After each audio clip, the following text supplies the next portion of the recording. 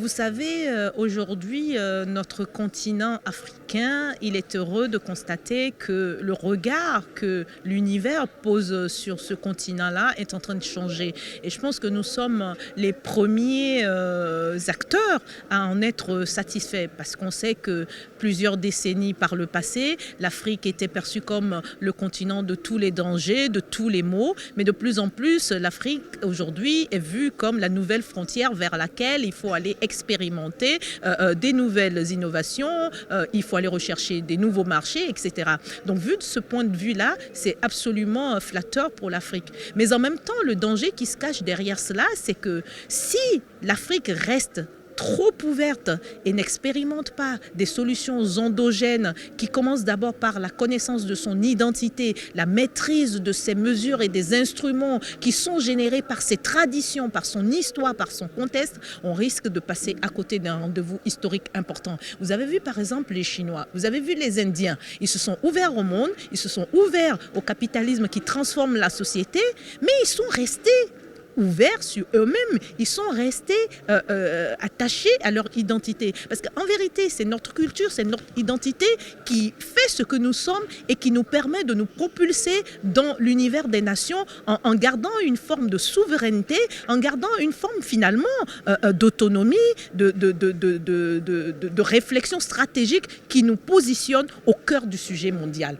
Et c'est de cela dont l'Afrique a besoin à un moment où il y a une étude de la CUNCED qui démontre que l'Afrique, aujourd'hui, est le continent où les investissements sont le plus rentables. Et évidemment, un investisseur, quand il a ces données-là, il va aller vers l'Afrique. Mais il va vers l'Afrique avec lui, son prisme d'analyse, son prisme de perception et son prisme d'intervention.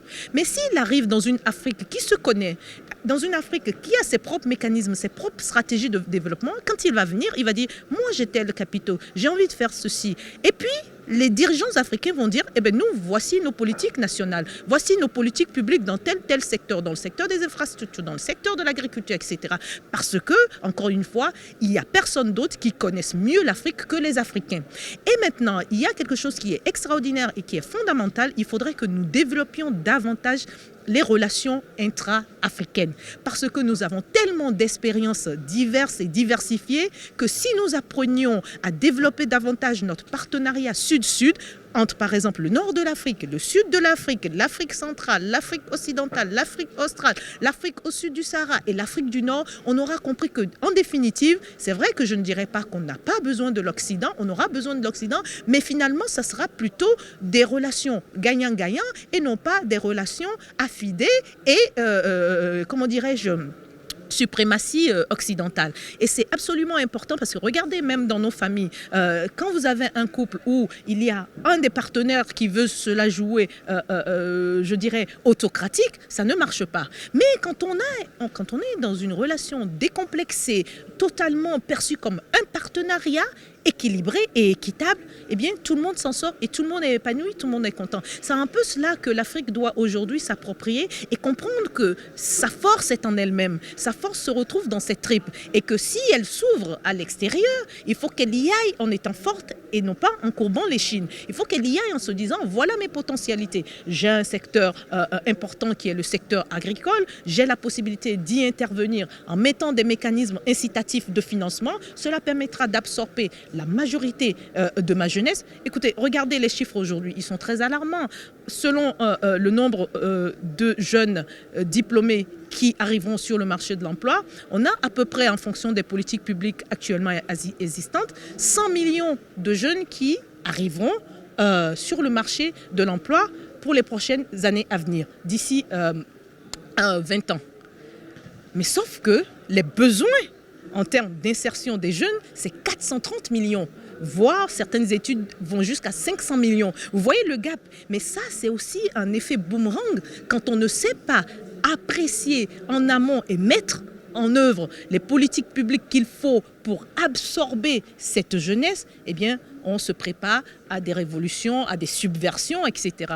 Mais si on comprend que finalement, en mutualisant nos efforts, parce que c'est ça aussi qui est important, nos États sont trop petits pour, à eux tout seuls, réussir le challenge du développement. Mais quand on aura compris que si on part d'une Afrique je dirais pas unie, mais en tout cas une Afrique solidaire, une Afrique qui travaille en partenariat, une Afrique qui comprend que ses forces, une fois mutualisées, constituent véritablement une prédominance en termes de vision et de leadership dans le monde. On aura compris que l'Afrique aussi peut devenir un conquérant. L'Afrique peut devenir un conquérant en ce sens qu'elle vient avec des potentialités, des atouts, mais aussi des instruments. Pourquoi nous ne créerions pas, par exemple, des fonds souverains africains? Si on crée des fonds souverains africains et dans le contexte de la ZLEG, c'est-à-dire de la zone économique de libre-échange africaine, on peut avoir des instruments de cette nature. Quand vous prenez par exemple le pourcentage de commerce intra-régional en Afrique, ce n'est que de 12%, mais dans la région de l'Union européenne, c'est quand même de 75%. C'est-à-dire que l'Europe commerce entre elle-même à 75%. Nous, on commerce entre nous à peine à 12%. L'Asie commerce entre elle-même à 52%. L'Amérique du Nord à 50%. Mais regardez, nous, on ne commerce entre nous qu'à 12%. Donc, il y a un marché domestique intérieur que nous ignorons, mais qui est aussi potentiellement porteur de croissance. Qu'est-ce que nous recherchons? Nous recherchons plus de croissance, nous recherchons de l'accélération de la croissance pour que notre jeunesse ait du travail, pour que nos femmes participent à la création de la richesse et soient autonomes et soient effectivement épanouies. Mais justement, nous avons tout pour ça. Mais pour l'instant, nous n'allons pas encore vers les mécanismes inclusifs qui nous permettent d'atteindre ces sommets heureux.